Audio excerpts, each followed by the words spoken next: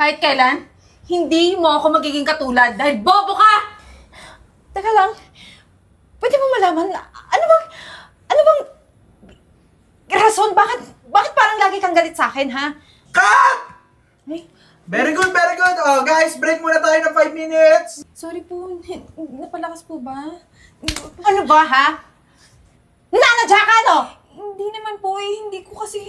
Sorry po talaga, Miss Eden. Huwag mo nga akong hawakan. Ang sakit talaga. Ikaw na may personal ka na, ha? Hindi naman po. Ano sabihin mo kung may galit ka sa akin? Miss Eden, wala po. Hindi ko po talaga sinasadya. Palibhasa, yung mukha mo, pang kontrabida lang. Yan yung lagi mong rule. Ano ba? Alam mo, naiirat ako sa mukha mo. Sa susunod, pag ganyan pa rin yung sampal mo sa akin, makikita mo yung hinahanap mo. Hindi lang ganito yung sampal na maaabutin mo sa akin. Kabilaan. Pasensya na po talaga kasi yun po kasi sabi ni Derek pero hindi ko na po ulitin. Alam mo, pag tayong magka-eksena, huwag mong sundin si Direk. Dapat iniisip mo, yung kaharap mo, mas sikat sa'yo. Ha? Mas maganda sa'yo, mas sexy. Kaya tandaan mo dyan sa utak mo, na ako lang dapat ang star dito.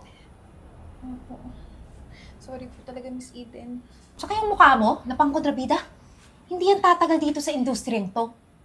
Para kang taga-kabilang channel. Kilala mo si Majoy? Hindi po. O, ganun yung mukha mo. I-search mo, na malaman mo. Sige po. Malis ka sa harap ko! Kakarindi ka. Sige, pasensya na po ulit.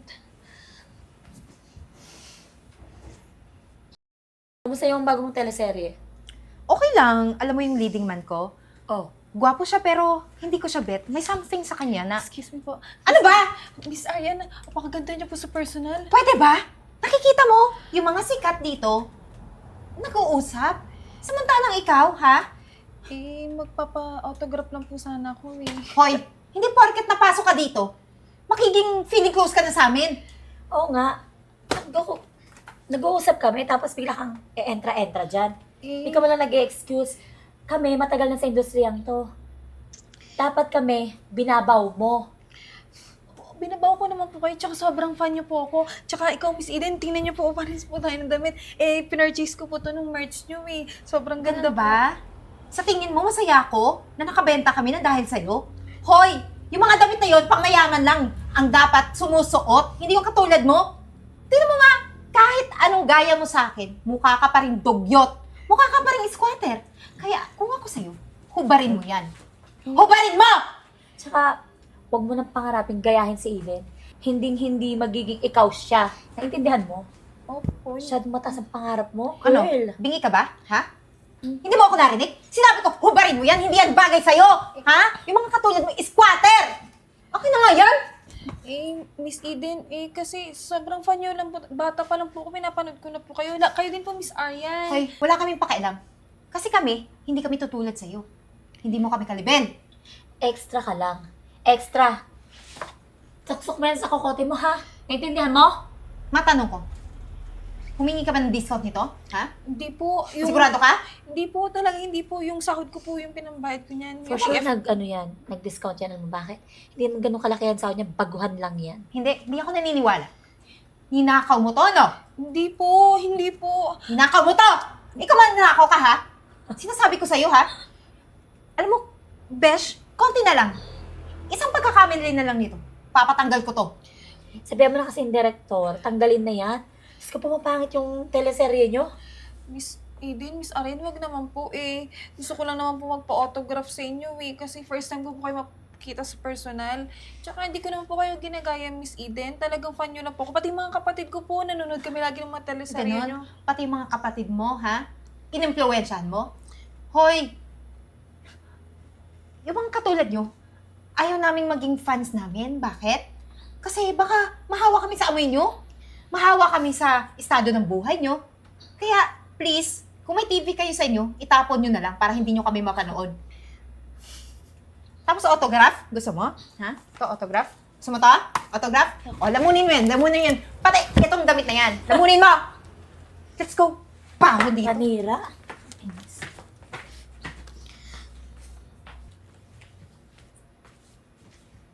Miss Kat, Ay, Ma'am Gina.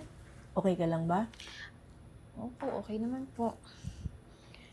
nakita ko yung ginawa ng dalawa kanina eh. Yung kanina po, okay lang po yun. Totoo naman din po yung sasabi nila na pang-kontrabida lang ako. Na hanggang ganito lang po ako. Wala namang masama sa pagiging kontrabida, alam mo ba? Diyan ako nag-umpisa sa pagiging kontrabida. At pag nagagalit sa'yo, yung mga tao, kapag ka sa teleseryeng ganyan, mas effective yung arte mo pagka kontrabida ka. Walang masama sa pagiging kontrabida. Ganun po ba? Sana nga po eh. Ako nga nung kasikatan ko, yung pagiging kontrabida ko, dun muna yung pinag-umpisahan ko bago ako naging isang sikat na artista ng panahon namin. Pero ngayon, konti na lang yung project ko eh. Siyempre, may edad na ako, kaya nagtayo na lang ako ng talent agency. Gusto mo ba? Gusto mo ba dun kita hubugin sa talent agency ko? Talaga po ba, ma'am?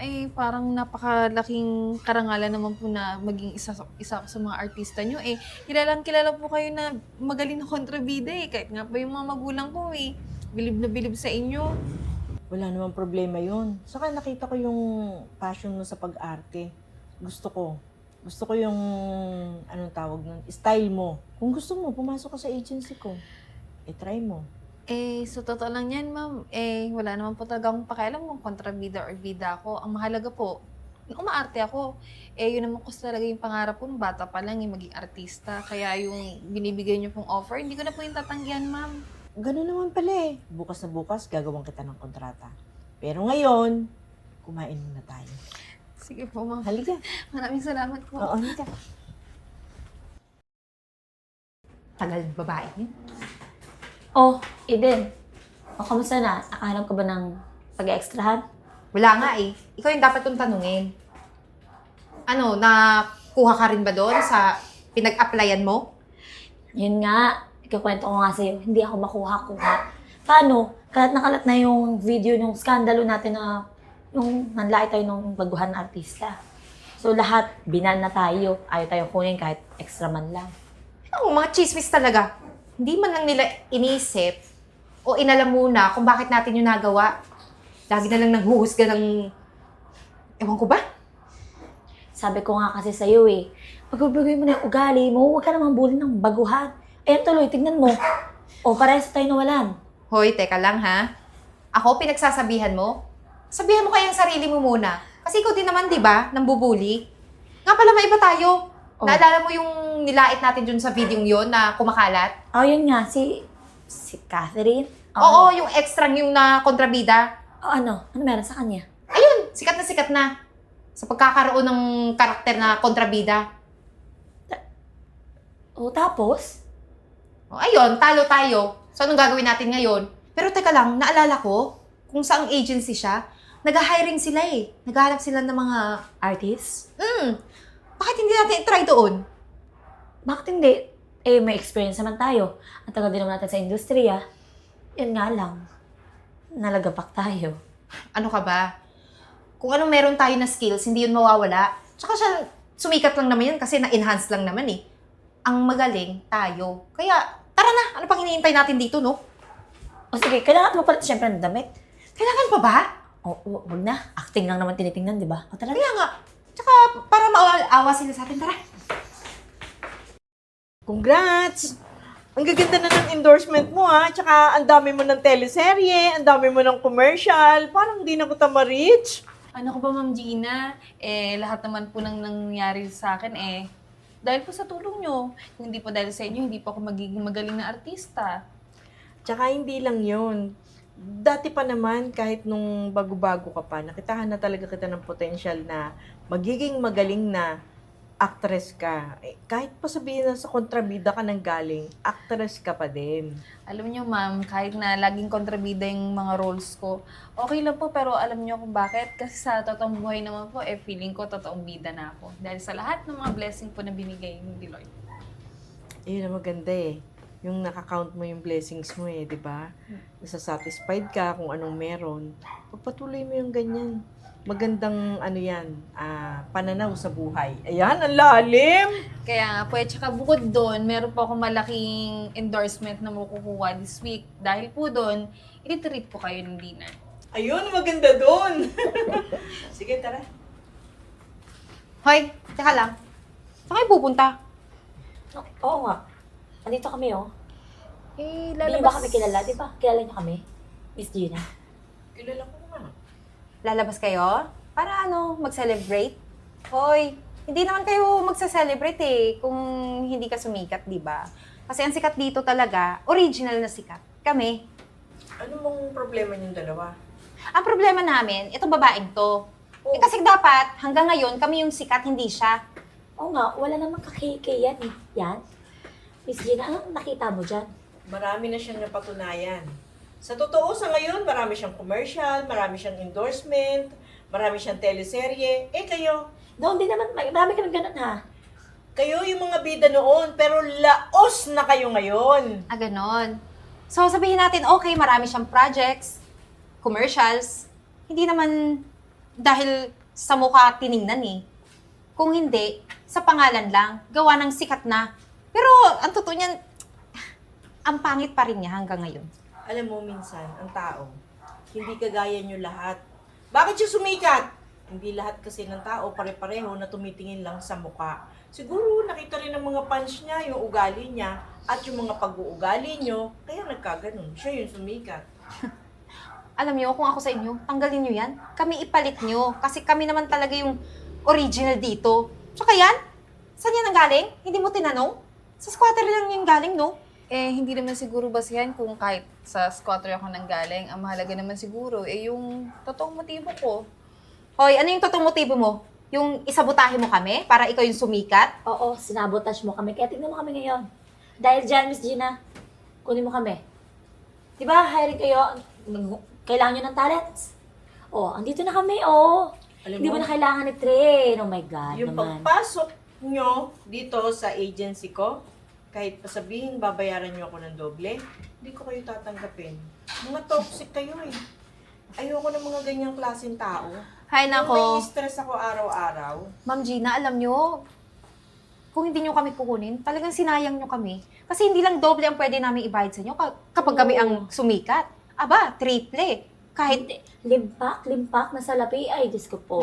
Kabog ka dyan, Miss Gina. Talaga Yan ba? talaga? Yan talaga? Pagpapalit mo sa mukhang to. Wala naman ganyan ang paningin nyo sa sarili nyo. Ang daming directors dyan, oh. Doon kayo lumapit. Pag ako, hindi na. Period na yun po. Ano yung sinabi ko? Alam mo, Miss Gina, kung ako po sa inyo, lumabas na lang tayo, kumain na lang tayo. Huwag niyo na lang po silang Oo, pansin. parang lalong nakakagutom eh, no?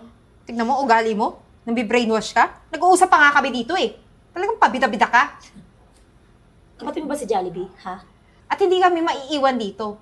Siyempre kami yung unang aalis, no? Mataas pa rin pride namin. Tsaka magsisisi kayo. Oo, pupunta kami sa maraming directors at ipapakita namin sa inyo. Babagsak kayo at kami na naman sisikat. Go ahead. It's not my loss. Talaga. Lost! Tara na po.